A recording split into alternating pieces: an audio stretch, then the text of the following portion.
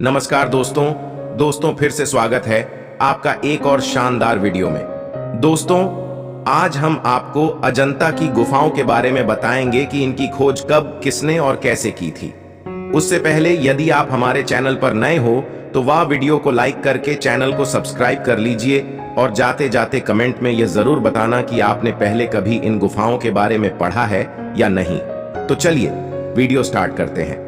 दोस्तों, अजंता की गुफाएं घोड़े की नाल के आकार की चट्टानों को काटकर बनाए गए गुफा मंदिरों का संग्रह महाराष्ट्र के औरंगाबाद जिले में वांगोराह नदी के आसपास स्थित है।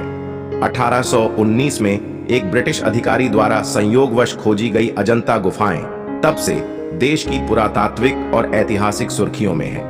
कई विशेषज्ञों ने गुफाओं का अध्ययन और शोध किया है। शानदार मूर्तियां, सही ढंग से रखे गए लेआउट और पेंटिंग बौद्ध विचारधाराओं और मान्यताओं से परिपूर्ण है। भिक्षुओं की जीवन शैली और बुद्ध के जीवन और बौद्ध कथाओं का विवरण अजंता गुफाओं का एक अभिन्न अंग है। कुल 30 गुफाएं हैं और प्रत्येक को क्रमांकित किया गया है। हालांकि क्रमांकन कालक्रम में नहीं है और कुछ गुफाएं जो बाद में खोजी गईं, जैसे कि 15A को एक प्रत्यय दिया गया है। ऊपरी स्तर के प्रवेश कक्ष का एक दृश्य, 2 मंजिला और गर्भगृह के दरवाजे के फ्रेम पर कलाकृति। स्रोत: गुफाओं का इतिहास काफी दिलचस्प है।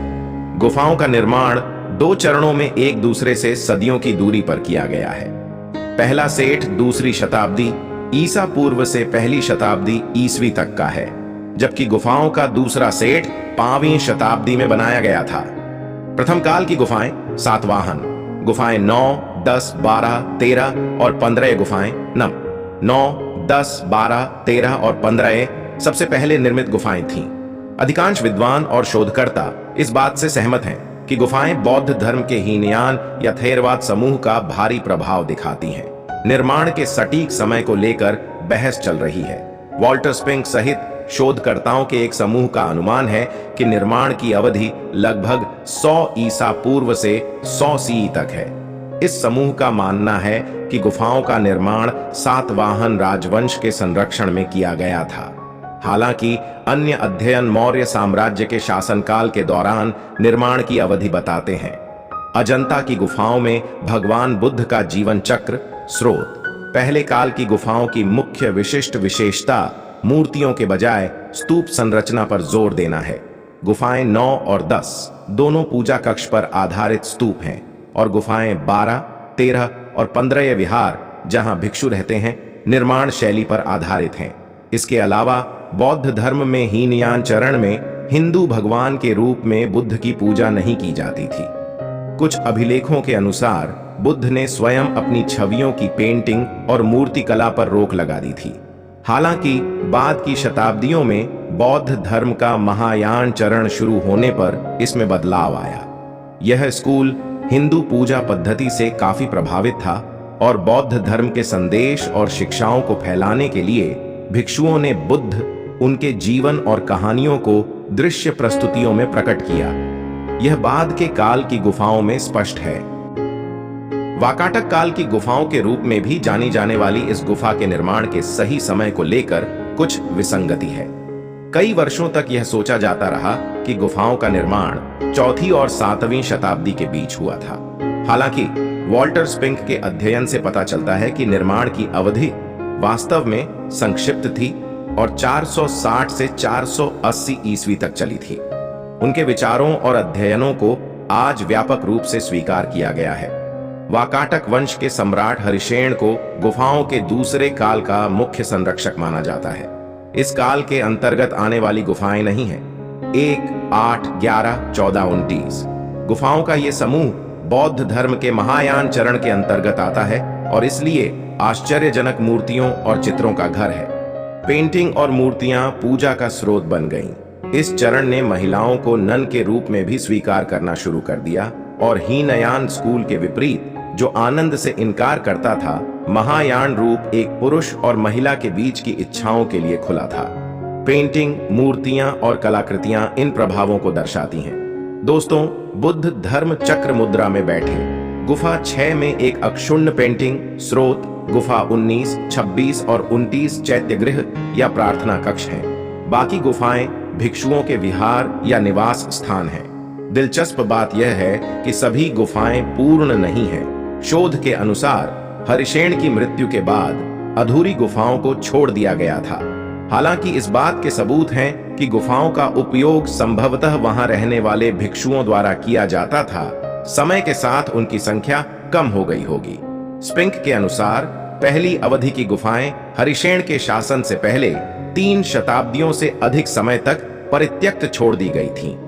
राजा ने अपने प्रधानमंत्री वराहदेव और उपराजा उपेंद्र गुप्त के साथ नई गुफाओं की खुदाई का काम शुरू किया।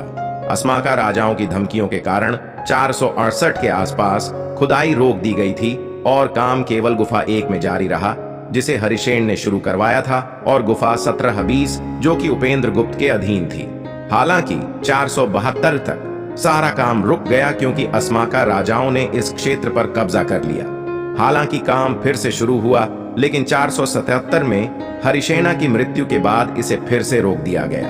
दोस्तों, बैठे हुए बुद्ध की मूर्ति के साथ बाहरी दृश्य और हॉल के अंदर गुफा 17 स्रोत। केवल गुफा 26 का निर्माण जारी रहा क्योंकि अस्माका राजाओं ने इसे बनवाया था। 478 480 से कोई नई गुफा नहीं बनाई गई, लेकिन पहले से मौजूद गुफाओं में बहुत कुछ जोड़ा गया। ये परिवर्तन मामूली जोड़ थे, जैसे कि मूर्तियां और छोटे मंदिर जोड़ना, और मुख्य रूप से अग्रभाग अंदर की गुफाओं की दीवारों और प्रवेश द्वार के पीछे की ओर देखे गए। स्पिंक का कालक्रम आसपास की गुफाओं की तिथि, कला की शैली, राजवंशों के कालक्रम और गुफाओं की कई अधूरी विशेषताओं पर आधारित था। अजंता की गुफाओं के अन्य ऐतिहासिक संदर्भ चीनी यात्री जुआनजांग के अभिलेखों में पाए जाते हैं।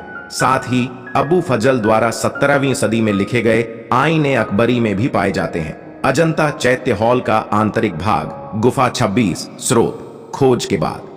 दोस्तों, 1819 में जॉन स्मिथ को एक शिकार अभियान के दौरान गुफाओं का मौका मिला। उन्होंने गुफा संख्या की खोज की 10। हालांकि स्थानीय लोगों को उनके अस्तित्व के बारे में पता था। उनकी खोज के कुछ ही वर्षों के भीतर गुफाएं अपने स्थान के लिए प्रसिद्ध हो गईं। रॉक कट कला और शानदार वास्तुकला। ब्रिटिश काल के दौरान अजंता की गुफाएं हैदराबाद रियासत के अधीन थीं। स्वतंत्रता के बाद महाराष्ट्र सरकार ने पर्यटन और अनुसंधान को बढ़ाने के लिए बेहतर बुनियादी सुविधाओं का निर्माण किया। आज अजंता गुफाओं में आधुनिक सुविधाओं से युक्त एक आगंतुक केंद्र है और ASI केंद्र से गुफा स्थल तक बसें चलाता है। दोस्तों, महल का दृश्य भित्ति चित्र गुफा 16 का दाहिना गलियारा। स्रोत अजंता गुफाओं की पेंटिंग गुफाओं का एक आकर्षक हिस्सा थी। कुछ पेंटिंग सातवाहन काल की हैं और कुछ गुप्त काल और उसके बाद की भी हैं। अजंता गुफाओं के भित्ति चित्रों को विस्तृत विशिष्ट विशेषताओं के साथ चित्रित किया गया है। इसका एक उत्कृष्ट उदाहरण है गुफा 1 में जातक कथाओं की पेंटिंग। इसके अलावा छत की पेंटिंग भी शानदार ढंग से की गई है। फूलों से घिरे एक हाथी को दौड़ते हुए चित्रित करने वाली छत की पेंटिंग के एक विशेष पैनल को भारत के पर्यटन विभाग के लोगो के रूप में चुना गया था। दोस्तों, कैसी लगी वीडियो कमेंट्स जरूर बताएं, और यदि आप हमारे चैनल पर नए हो तो वीडियो लाइक करके चैनल को सब्सक्राइब कर लीजिए। मिलते हैं अगली वीडियो में।